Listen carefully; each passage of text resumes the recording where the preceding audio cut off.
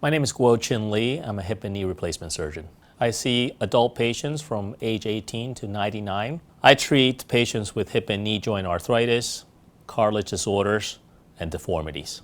I specialize in partial knee replacements, individualized alignments for knee replacements, hip replacements, and I have a clinical and academic interest in revision hip and knee replacements and infections surrounding hip and knee replacements. I typically like to take a conservative approach to treatment, starting from the non-surgical, and so it might start off with things such as rest, activity modifications, anti-inflammatories, physical therapy, and if they don't respond to those treatments, then maybe injections will be considered and other manipulations. And then only when all those things fail and the patient is severely incapacitated and wants surgery, do they proceed with surgical intervention. I believe in an individualized approach to patient care. I don't believe that everybody that presents with hip and knee pain should be treated the same.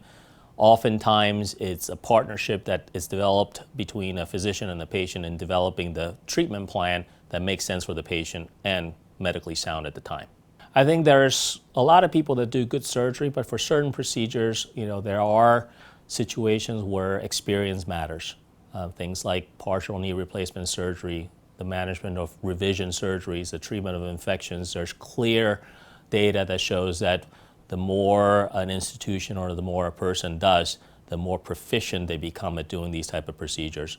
And in these situations, there may be an advantage of coming and seeing someone who's experienced in a facility that does a lot of these procedures.